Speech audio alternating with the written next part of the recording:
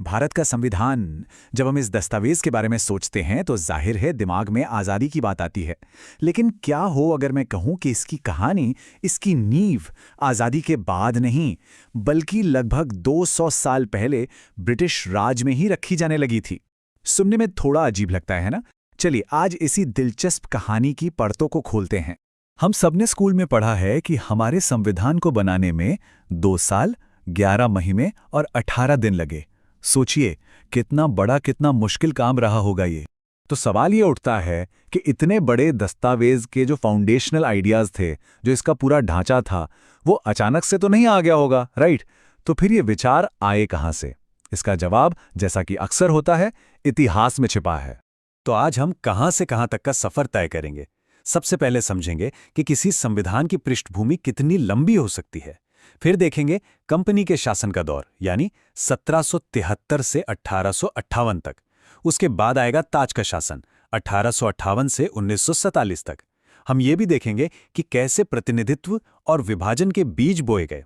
और आखिर में हम उस अंतिम अधिनियम पर पहुंचेंगे जिसने स्वतंत्रता का रास्ता खोला। तो चलिए इस सफर को शुरू करते हैं। तो कहानी शुरू होती है ईस्ट इंडिया कंपनी से। और यहां एक बहुत ही मजेदार बात है।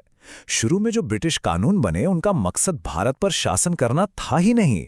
उनका असली मकसद था एक अंग्रेजी ट्रेडिंग कंपनी को काबू में करना। एक ऐसी कंपनी जो धीरे धीरे व्यापारी से शासक बनती जा रही थी और बहुत ज्यादा ताकतवर हो गई थी। इस दिशा में पहला बड़ा कदम था 1773 का रेगुलेटिंग एक्ट। अब हुआ ये कि कंपनी में भ्रष्टाचार बहुत ज्यादा बढ़ गया था, तो ब्रिटिश संसद को लगा कि भाई अब तो दखल देना ही पड़ेगा। और इसीलिए पहली बार उन्होंने ईस्ट इंडिया कंपनी की गतिविधियों को रेगुलेट करने यानी नियंत्रित करने के लिए ये कानून बनाया। और इस एक्ट ने किया क्या? इसने पहली बार भारत में एक तरह से सेंट्रलाइज्ड एडमिनिस्ट्रेशन यानी केंद्रीय प्रशासन की नींव डाली। जो बंगाल का गवर्नर था, उसे एक नया और ज्यादा पावरफुल टाइटल मिला, गवर्नर जनरल ऑफ बंगाल। और तो और बॉम्बे और मद्रास की जो प्रेसिडेंसीज थीं, उन्हें भी बंगाल के अंडर कर दिया गया। मतलब पहली बार एक सिंगल कमांड स्ट्रक्चर बनाने की कोशिश हुई। साथ ही कलकत्ता में एक सुप्रीम कोर्ट भी स्थापित किया। लेकिन देखिए, पहला प्रयास अक्सर परफेक्ट नहीं होता।